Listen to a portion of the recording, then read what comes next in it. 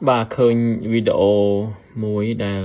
mình đang chỉ ở bục rồi còn mà chứ nó không khơi cả thôi tròn cầm từ lời cố nữa nè bàនៅពេលនេះឃើញថាសមត្ថកិច្ចយកមកសួរនាំខ្ញុំថារឿងនេះវាមិនមែនជារឿងដែលយើងប្រទេសយើងវប្បធម៌ប្រើអំពើហិង្សាណានៅតែបន្តមានមិនចេះចប់ដោះស្រាយតែរឿងប៉ុណ្ណឹងអត់ចេញណាបងប្អូនវាអត់វាត្រូវតែរឹបបន្តឹងរឿងប្រើអំពើហិង្សាព្រោះប្រទេសគេឆ្លោះគ្នាគេជេរគ្នាគេយ៉ាងណាក៏ដោយក៏គេមិនងាយប្រើអំពើហិង្សាដែរបងប្អូនគឺអំពើហិង្សាវាបណ្ដាលឲ្យមាននៅ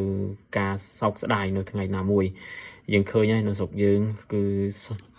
សំបីតែគ្រោះថ្នាក់ចរាចរណ៍គឺស្លាប់មនុស្សរាល់ថ្ងៃសំបីគេសង្គ្រាមរាល់ថ្ងៃក៏គេមិនស្លាប់ដល់គ្រោះថ្នាក់ចរាចរណ៍នៅប្រទេសយើងដែរ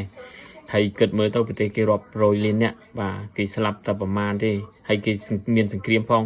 ប្រទេសយើងតែ16លានអ្នកហើយយើងស្លាប់មួយថ្ងៃ5 6អ្នកបងប្អូនពិចារណាមើលហើយអំពើហិង្សានៅតែបន្តមានមិនចេះចប់មិនចេះហើយទៅលើស្ត្រីអ្នកខ្លះសម្លាប់ប្រពន្ធសម្លាប់កូនបាទគឺវាលមមនឹងត្រូវបញ្ចប់ហើយបាទគឺបើយើងមិនចឹងទេទឹកដីយើងគេ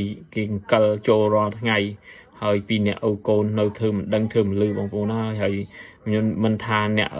ល្ងងទេចោះអ្នកចេះដឹងគិតយ៉ាងម៉េចដែរនៅពេលឃើញរូបភាពបែបហ្នឹងបាទ